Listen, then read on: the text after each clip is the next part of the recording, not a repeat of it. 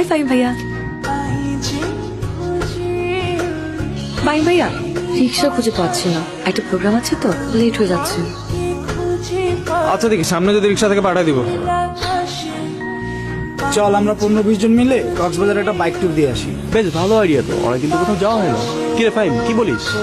হ্যাঁ কি কি কই যাবি? আমরা ট্যুর নিয়ে প্ল্যান করছি, চল কক্সবাজার যাই, ভালো লাগবে। ওকে তুই কি জিজ্ঞাসা করছিস? ও এক লেডি বেকারের প্রেমে পড়ে ফেসবুকে ছবি দিয়ে তোলপাড় করে ফেলে। আরে আবার বলে কি পেয়েছিস? কি সব যাতা যে কথাবার্তা বলো, একটা মেয়ের ছবি আমি পিছন থেকে তুলছি, সামনের চেহারাটা দেখার চান্সও আহারে। কোথায় খুঁজে পাবো? দেখ ওর এখন আবার সামনের ছবিও লাগবে। আচ্ছা বাদ দে, আচ্ছা যাই হোক বাদ দে, চোট করি না ফুচকা। তোর মুড়ি খা। দেখ তো দেখছিস, ভালো কথা বললেও দোষ। ফাইম ভাইয়া, সেদিন কিন্তু রিক্সা পেতে দেরি হয়ে গিয়েছিল, প্রোগ্রাম পুরোটাই মিস করেছিল। আপনি তো ওই পথ দিয়ে যান, একটু নামিয়ে দিলে কি হতো?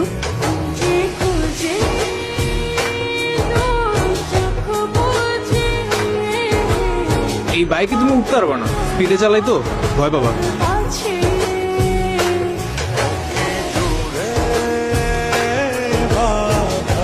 আরে ফাইম ভাইয়া, তুমি এখানে কি করো? আমার বান্ধবীর বাসায় একটা কাজে আসছি। আচ্ছা আচ্ছা যারা, আজকে তোমাকে একটা লিফট দিই, ভয় পাবা না তো? আপনি চালাতে পারবেন তো, নাকি আমি চালাবো তাই বলুন? তুমি চালাবা। ওকে, আমি চালাচ্ছি, নাম।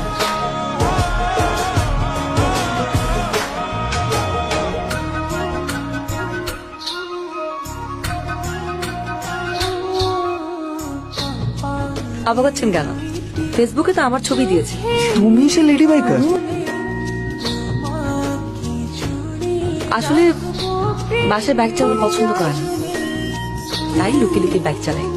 আর এটা হচ্ছে আমার বান্ধবীর বাসা, ওর বাসার গ্যারেজে বাইক রাখি। এখন কথা না বলে দেরি না করে উঠে বসুন, আপনাকে নামিয়ে দিই। হ্যাঁ বাট মাঝে মাঝে আরো লিফট দিও। আপনি লিখবেন? এখন থেকে দিব। দেখা যাবে।